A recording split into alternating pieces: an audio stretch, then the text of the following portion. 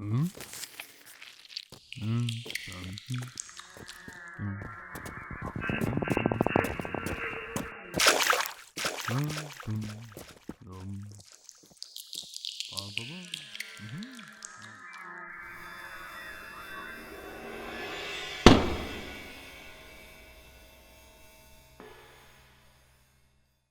his encounter with the toad, Norman continued on his journey towards the abandoned tomb. After a few hours of travel, any doubts over his chosen path were alleviated as the signs of corruption from time past begin to replace the life of the forest around him. Trees, long dead and withered, flanking him as the very ground itself seems to become drained of life and colour. Norman stills himself for a moment before continuing on, and soon enough is rewarded for his efforts. The tomb stands before him in the distance, its very existence appearing to carve itself into the world as fissures crack along the ground's surface and appear to emanate from the structure that bisects his path. He stops to take a moment, listening to the deafening stillness surrounding him. This must surely be what he seeks. As he continues on, the silence is broken. A gentle slosh of liquid rises from one of the cracks before him. It pulls up over the ridge. A sickly red flow goes towards him as tendrils begin to emerge and form from it. Norman barely has time to react as a foul visage of a face emerges. The feral form of a slithering tracker, having long lost its goal of vengeance, has found its next target. Slithering out the grass. A tracker. A slithering tracker, Theo. Okay, now... I don't even know what that is. I have no earthly clue as to what that is. Oh my god. Okay. I would recommend looking it up to draw it. You know what, I think I will, because I'm aware of the invisible stalker. That's going to be a real easy episode. When we get to that one. Speaking of episodes, this is Challenge Raters. It's a great show where we talk about D&D Monster while I draw it. My name's Theo. I'm Neil, social media manager. And I'm Sam, trying not to get absorbed by vengeance. Oh, this thing! I remember it now. This thing is a... I was going to cuss at how gross this thing is. Man, this is... okay. Okay, sure. Right, so there's going to be a dwarven fortress in a mountain. So, I'm just going to justify while we, I guess, do that, why I chose it. And that was that, in its lore, this is created for a ritual, and only certain creatures know how to do it. One of them being a lich. Ah, okay. That's actually kind brilliant. of cool. That's a cool pick. Basically, the crux of it is, it's a willing ritual. Someone partakes, and all of their essence is removed from their body, all the liquid. And they then have one goal in mind, and that is to get vengeance on whatever wanted them to perform this ritual, and they go and kill that person, basically. Right, so they're like an assassin that's made, as it were. However, once they have, targeted their prey, defeated their quarry, they don't get any reprieve. They are just stuck as this, and they go mad. So in my mind, this is one that was made by the old lich, and it's just been left after being successful. It was made for a task, we don't know what. But after completing it, it's been left to roam the area around the dwarven... I love it. That's cool. Or he's potentially a new one. Yeah, well, maybe has Norman been targeted for assassination? Maybe. Either way, this thing is now trying to give him a mean hug. Yeah. But, okay. He's giving him the old stink eye. Yeah, this thing is... The art for this film is actually very cool. It's a cool piece of art in the book. I'll have to try and at least do a quarter as good, I think. Mm-hmm. But is it undead then? It's I would say it is because they don't. It's made out of a guy, and it's made from someone. It is an ooze. Okay, so this is not our first ooze. We've done a couple of oozes. We did we had 2 oozes. Yeah, we did the ochre jelly. I made you guys draw it, and we did Toozes. There's not too many oozes. Anyway, didn't even mean to do that. But yeah, the. Okay, so an ooze that has a bit more of a face, at least in the picture. Oof. Yeah. Well, it can take... Yeah, it's a liquid form, so I guess it doesn't have to be, It can take more of a form that it wants, I guess, but it does... in the name Slithering, I suppose it would be fairly formless. Worm-like at most, Worm-like. And the way... When we talk about the way it tracks its prey and stuff, it makes sense for it to take those properties. Yeah, it seems to be a big, track and ambush guy. Yes. It describes it as being able to taste the ground it goes over. So also, just as a quick aside, this is a monster that has a big old stat block and has quite a few things it can do. Oh god, okay. But they're relatively simple, but it's got a lot of special rules. Where would you like to start? Would you like to go through is there any more lore stuff? Because I do like the Sure. What's with the willing ritual? So it has to be, I'm fine with being turned into a horrible jelly. Yeah, so it's it literally says that the quest for revenge can lead someone to undergo a ritual whereby they transform into a body of semi-liquid sentience known as a slithering tracker. Right. I assume that there's quite obviously that alone, like there's quite a lot of, you could do some interesting stuff with characters and lore there for this to exist. This monster is interesting. I don't think it's something you would just throw into a game. Sure. I think there's got to be a reason behind it. I mean, what would drive someone to have this horrendous ritual performed on them? Yeah, that's the thing. Like their life has been ruined to the point where someone, like, the only thing they want is revenge on this. That's the thing. I think if it's still not mad yet, like a freshly created one, there's so much chance for drama.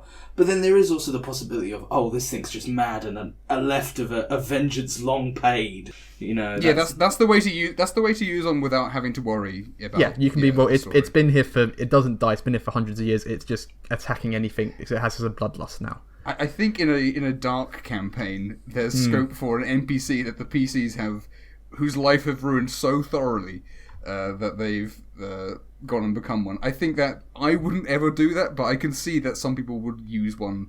It maintains some of the physical properties of the face. Oh gosh, yeah. Also, just to say, like with the ritual stuff, it's not just liches and no. It'll also be hags and like priests who worship like gods of vengeance specifically. So there's a few the kind of people that you would expect evil creatures that have a high level of knowledge and like spellcasty stuff. Yeah, I think spellcasting. Hags a cool one for this actually. Yeah, I think hags probably work better than liches because they'd be the kind of thing that a village would know about, and someone might be driven to go out to their little bog and be like, I need to, like, someone's killed my son or whatever. I need to get them. Like the local I'm lord consumed by it. Such a bastard, so that I need to have magical power to do something about them. And it's a bargain that maybe they don't know the outcome of. Yeah. It's challenge rating 3, but I feel like after reading through it, I would have prefaced it as like it's challenge rating 3, but it's really mean. Its DCs are tough. Okay. Kind of like how the ghost is only like a challenge rating 4 creature, but could definitely insta kill certain kind of characters. And I think and werewolf, like we haven't done it yet, but werewolf can't be hurt by non-magic weapons and stuff like that. So, like, depending on the party, that is way harder than just like a challenge rating 3 kind of scenario. But yeah, okay. So to describe in like a basic way of how it attacks, it tries to latch onto its victim and then suck their life essence out of them and like their liquid out of them, basically. That's so grim. Okay. Which means that it's pretty mean damage wise. So that works out as a DC 13 dex save where they can try and do their leech life attack, and you'll become grappled. And you can't breathe unless you can be underwater, and you'll take 3d10 necrotic damage at the start of your turns. Okay, so Tritons completely immune with their underwater breathing. They'll still take the damage though. And it gets the damage, yeah. And it gets even worse, doesn't it? So while they are grappled, they damage transfer. So while your party will try and get them off you and hit them, it splits the damage between them and the person they are grappling. Yeah. Wow, yeah, okay. So, which is really mean. I think like at level 3, if that's an inexperienced party could end up killing their chum without needing to. Third level you'll have most characters have between like 20 and maybe 30 health, if that would be 30 would be very good. Really good. Like maybe if you're a barbarian and you roll well, like realistically like 20, 25, and this could knock you down in like a turn if it gets a good life leech and someone tries to hit it, because that's what people think to do. Sure, there's a monster, I want to hit it, and you're like you knock down your friend. So it's quite mean. Fair enough. I guess it has to be threatening for it to be, because it's gross, and the fact that it's gross and threatening is kind of makes it quite scary, I guess. And then with the ambushing kind of stuff, obviously it gets advantage on its attack rolls. Any creature it surprises, it can also, like many of the oozes, it takes a form where if it's not moving, you don't know it's there unless you specifically make a quite high DC check. It just looks like a puddle. Yeah. It's DC 18 intelligence. 18 at challenge rate. 18? That's so high. That's the bit that I read when I was like, what? Yeah. So, like, realistically, if it's lying in wait for you, you're probably not going to notice it. Yeah, because a lot of them, like the mimics and stuff, have things where it's just like, it's indistinguishable. Yes. So I guess that basically meaning that there's no roll, I guess. So I guess by giving it a roll, that's them being nice, I guess. Well, it says investigation, so like... Sure, yeah. So you're looking around. It's an active locker. Yeah, yeah. Also, it's resistant to non-magical damage. Oh wow. Okay, so yeah, that health basically is At third doubled. level. So it has 32 HP, so more like 64. Oof, oof, a doof. So That's a lot. And it can climb, has spider climb. Okay. Has liquid form, so it's coming through like an inch kind of pathway without squeezing. It's gonna get to you. Sure, yeah. Basically, that is. I guess that's why. Yeah, that's why its stat block would be so big because it has to explain. It has to explain all these different things. It has advantage to stealth in water. Okay. And can hide as a bonus action. It's a lot of stuff. You're right. It's all of these one-off things that it's like, oh, it can do this. It can do this. It can do this. And Sam, no matter rain, sun, or shine, no matter speed, climb, or swim, this thing's 30 feet coming for you. Yeah. It's got the same move speed and everything. It's coming. Yeah. Oh, God. What's its AC? Because usually oozes have pretty bad AC. 14, okay. So that's not amazing, high, but it's not... whereas like the gelatinous cube has like an AC of like 3 or something. AC of you're not going to miss. Yeah, like you only a crit fail, but... Yikes, okay. So 14's... Has it got any like standout like ability scores? Like, I assume it's more intelligent than most oozes as well, just because it's got 10 int. Okay, so yeah, because obviously it is kind of the essence of a person. So like again, like a lot of things, it would understand all the languages it knew in its previous form, but it can't speak. Sure, yeah. I do want to apologise for making you try and draw this. Yeah, this might be one that like after we stop recording, I like continue working on. Yeah, because there's a lot that like to do in theory with this. It's a great dungeon monster, I suppose. As we're saying, to have like in a puddle, as it were, as a remnant of a thing. I've got it coming out of a crack in the earth here, like the dwarven lair goes deep underground, so maybe it's spilt out from the earth from that. I think that's the angle I'm going to go for here. I think using it as a storytelling thing would be very cool. It might be a bit... I feel there's a lot of things that are very cool for storytelling in that like Chandrating 3 bracket, which is kind of annoying, because this could be a really cool higher level thing, I think, as well. I guess it wouldn't be too hard to make it a harder encounter for a higher level party, though, by giving it more health, essentially. You wouldn't have to do too much more. I mean, damage transfer. The party's already doing more damage. It is already transferring more damage. Exactly, yeah. And I think like if you're playing it smart as the DM, then you're going to be using it stealthily and stuff, so it will be a pain to deal with anyway. And I guess a part of that comes down to just how smart the person who got turned is or was. Yeah, I thought of a cool thing that this... Sure. If for instance, you have an assassination type event happening, like say that there's a known lich or undead master or something out in the woods or something, and they know that they're gonna be threatening the kingdom. Then you know that like the idea, okay, they're gonna try and kill this guy, right? The king, the duke, whatever, right? How would they do that? And I think a smart individual would find someone who has beef against that person. Yeah. And then they manipulate them into doing this. Yeah, and because all the party will be constantly expecting what, like, I don't know, a gargoyle or like some undead or something. But this is a lot more insidious, like sneaking into the lair, into the castle, finding its way through the corners. There's a parade, the Duke's walking down, steps in the puddle, it splashes up into the shape of a horrible, fleshy blob man, and then sucks his blood out. It's pretending to be his bath. It's just like... It's pretending to be his bath. Yeah. I think the idea of it, like, unveiling itself in public is, like, a very good, like, suddenly the world is a scarier place kind of moment as well.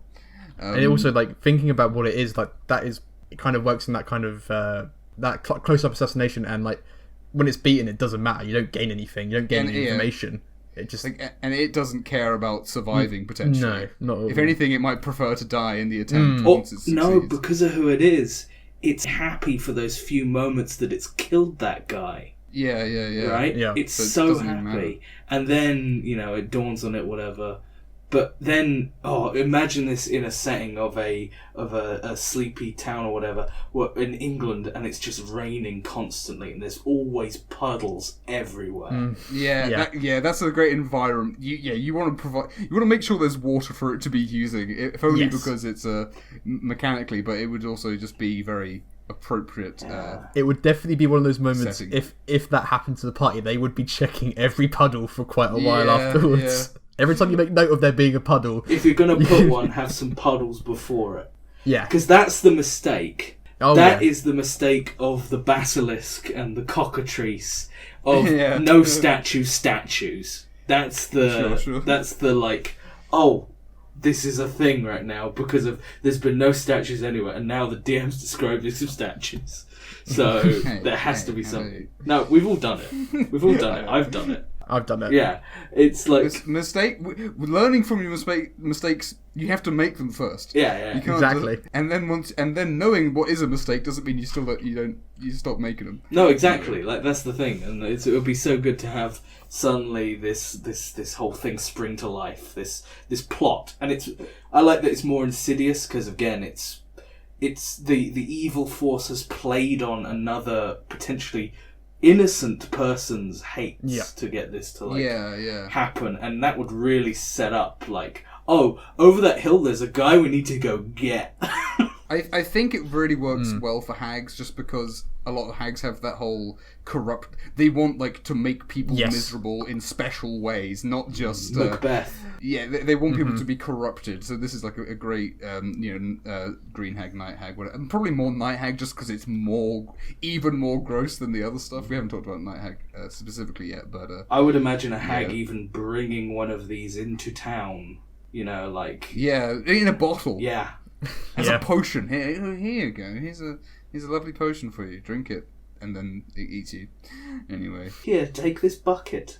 This nice bucket of water. Is it? I guess the life transfer. I'm trying to think about would it be like fun to fight. I think if it's described well, it'd be horrific, and that's always fun. It would be an experience for sure. And the life leech, when you realise, oh god, we can't hit it. Like without that's quite cool. Fighter trying to pull it off the mage kind of thing, It's the face huggers. Yeah, definitely. But not that I've really done it much. I don't know if you guys do much of dealing with like making like enemies roll for stuff, but it does have like advantage on wisdom checks to track their prey. So like the thing that they are specifically after, they are going to be very proficient at getting to it. I guess that becomes more important when the party is the target. Yeah. Mm-hmm. And you've got rogue or whatever, the rogue making their stealth checks, and it's like, well, okay, I guess I need to make the perceptions, but I do have advantage.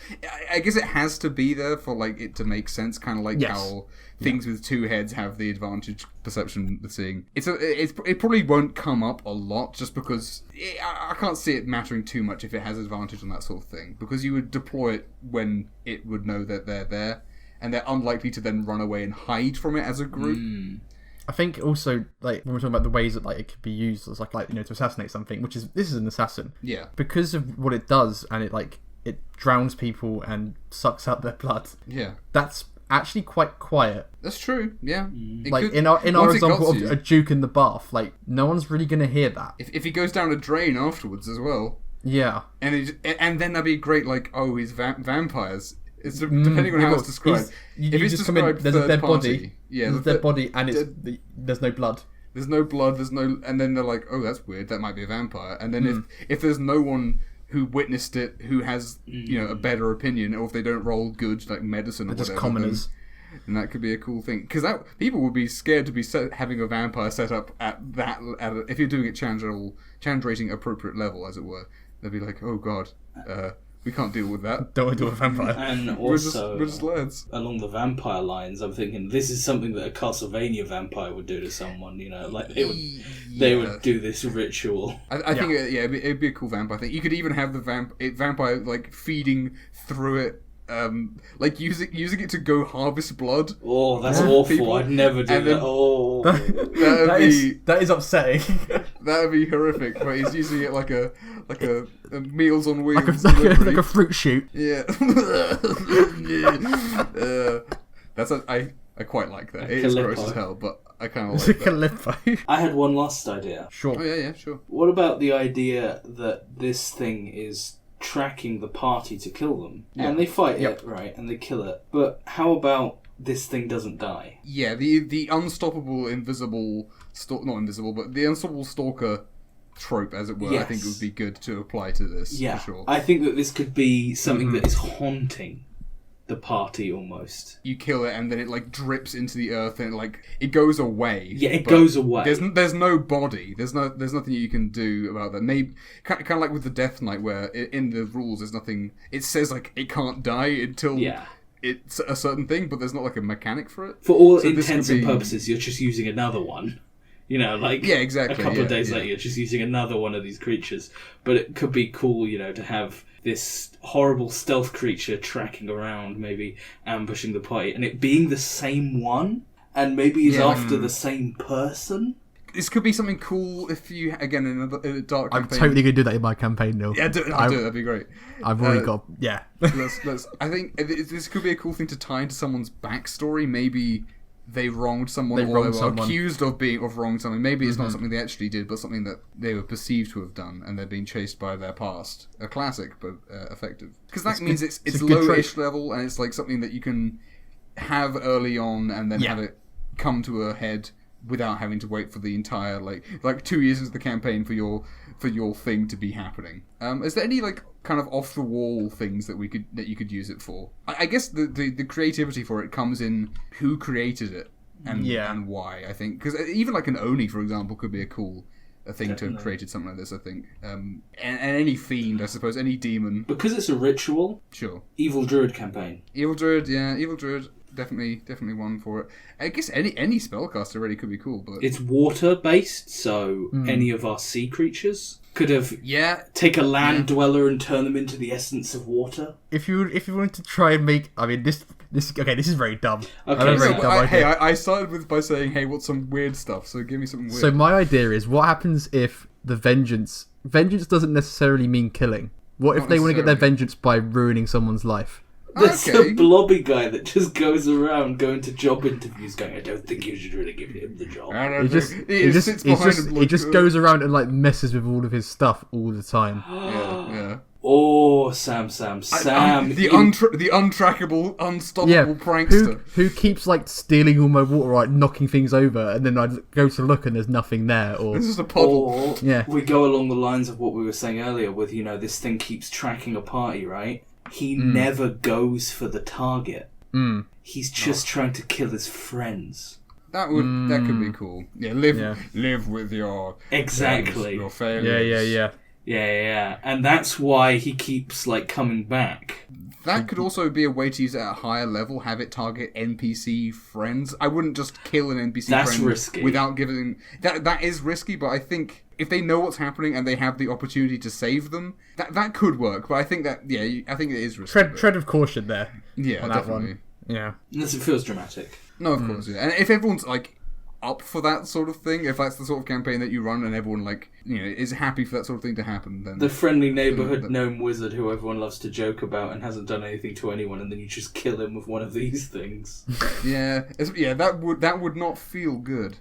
But if it's maybe the old bishop who's been helping you since the beginning, and he's clearly put a target on himself by helping you. Yeah. And again, plenty of not so much warning, but he can feel it himself, the chance to prevent it, the chance to help. And even if you don't, it'll be, if you make it a good dramatic moment, that would be good. But this is pretty cool. I don't really know where I sit on it for a number, though. I don't really know where I land. Do you guys have a number opinion to rank it? I've always been turned off by the art, honestly. Oh, really? I look at the art. I look at the art and I think it's one of those monsters. Right, I get you. And and then reading through it, that weird zombie made out of worms. Yeah, the worm zombie or the Varghouls, the bat heads. Oh yeah, stuff like that. But now reading through it, I've got more respect for what it is.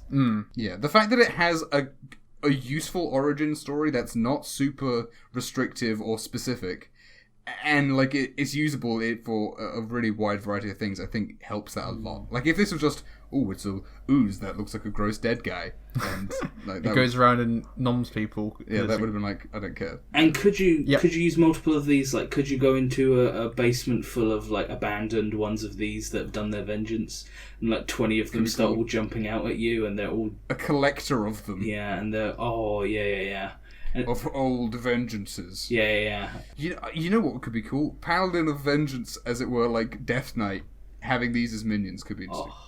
Anyway, These are acolytes of vengeance. Yeah, these are all testament to my successes. Yes. And they're just mad worms. I am kind of the same. I was looking through for stuff for this, and I was like, oh yeah, that thing looks horrendous. And part of me was like, well, this is gonna be funny making Theo try and draw it. And then I was like reading it, and I was like, yeah, I quite like it. I mean, I wasn't set on it at that point. I think it's cool. I think it's definitely cool. I'm not sad to have drawn it, and I wouldn't have thought of it either to do. Yeah, I think it serves a purpose. Like I like this idea of the ritual behind it. I think there's some good stuff in there. Definitely. So it's above average for sure. Yeah, I think it's above a 10. I don't think it's too much above a 10. No, I was thinking like a 12. 12 feels good. I think it requires a lot of work to be cool. If you were to just use one, I don't think it would be bad. No, I think especially if it was like appropriate to the tone of the campaign and stuff. Yeah, I mean the possibility of seeing the ritual. That's I think maybe a 13, just because the story is cool. It has a cool story, and not every monster has one of those. Yeah, and an ability that's cool. Seeing a story that a player can see and play with and interact with as well. Yeah. You know, like the old settlers of a land all go through this ritual to swear vengeance on the local town. Yeah, maybe they were colonized and disposed, and they were like they performed a Bloodborne style. Yeah, they all did it. A big one. Oh. That could be a way to do way to do a powerful one. Maybe you fight one of them and it's like, oh, that was awful. Then you fight another one, it's like, oh, why is there more than one of these things? And then you come around, you find 8 a room bodies where there's one that's a huge creature, and it's would be. Yeah, you could have the destroyed town, right? And it's full of puddles, but it hasn't rained in weeks. Oh, yeah. And the town is full of vengeance. And at that point, it's like a good alternative to something like a gibbering mouther. Yeah. And you know what it also is? It's a really interesting random encounter, is that little village. I think I've talked myself up to calling this a 13 easily. Yeah. I could probably go to a 14 if someone else felt 13. Strongly. But if you want to stick at 13, I'm not gonna fight it. I think that it's really cool in everything around it. It latches onto your face, and then you hit your friends, and that's all it does in combat. Once it's in combat, yeah I guess that is true. Everything else is really cool and gets the 13. Yeah, I mean, that is... We've given some classics less than that. Definitely. So I like a 13 for this. Also, it's a very evil number to give it. Yes, it is. 13 it's is the evilest number on the 20 scale. Evil. You know what? I was not happy with this drawing, but I think it's really come around. I like it, yeah. I think when I get into it, it's gonna look pretty alright.